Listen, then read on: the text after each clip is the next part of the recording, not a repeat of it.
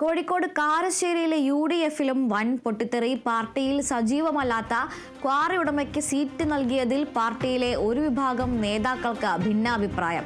പാർട്ടിക്ക് വേണ്ടി പണിയെടുക്കുന്ന പ്രവർത്തകരെ പരിഗണിക്കാതെ ക്വാറി മുതലാളിക്ക് സീറ്റ് നൽകിയതിനെതിരായ യൂത്ത് കോൺഗ്രസ് തിരുവമ്പാടി നിയോജകമണ്ഡലം പ്രസിഡന്റ് അഡ്വക്കേറ്റ് മുഹമ്മദ് ദിശാലിന്റെ ഫേസ്ബുക്ക് പോസ്റ്റാണ് ഇപ്പോൾ ചർച്ചയാകുന്നത്.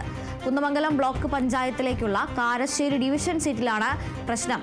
അസ്വാരസ്യങ്ങളെ തുടർന്ന് കാരശ്ശേരി പഞ്ചായത്തിലേക്ക് UDF പ്രഖ്യാപിച്ച ഔദ്യോഗിക സ്ഥാനാർത്ഥി ഇതുവരെയും നാമനിർദ്ദേശ പത്രിക സമർപ്പിച്ചിട്ടില്ല.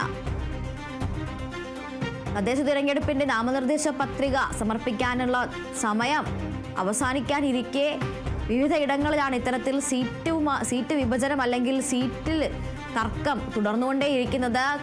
കോഴിക്കോട് കാരശ്ശേരിയിലെ UDFിലും ഇത്തരത്തിലൊരു സീറ്റ് തർക്കമാണ് ഇപ്പോൾ പുറത്തു വരുന്നത്. പാർട്ടിയിൽ സജീവമല്ലാത്ത ക്വാറി ഉടമയ്ക്ക് സീറ്റ് നൽകിയതിലാണ് പാർട്ടിയിലെ ഒരു വിഭാഗം ഭിന്നത അറിയിച്ചിരിക്കുന്നത്. പാർട്ടിക്ക് വേണ്ടി നിരന്തരം പണിയെടുക്കുന്ന പ്രവർത്തകരെ പരിഗണിക്കാതെ ക്വാറി മുതലാളിക്ക് സീറ്റ് നൽകി എന്ന് ആരോപിച്ചുകൊണ്ടുള്ള യൂത്ത് കോൺഗ്രസ് തിരുവമ്പാടി നിയോജക മണ്ഡലം പ്രസിഡന്റ് അഡ്വക്കേറ്റ് മുഹമ്മദ് ദിശാലിന്റെ ഫേസ്ബുക്ക് പോസ്റ്റാണ് ചർച്ചകൾക്ക് തുടക്കമിട്ടത്. കുന്നമംഗലം ബ്ലോക്ക് പഞ്ചായത്തിലേക്കുള്ള കാരശ്ശേരി ഡിവിഷൻ സീറ്റിലാണ് ഇത്തരത്തിൽ ക്വാറി ഉടമയായിട്ടുള്ള ഒരാൾക്ക് സീറ്റ് നൽകിയിട്ടുള്ളത്.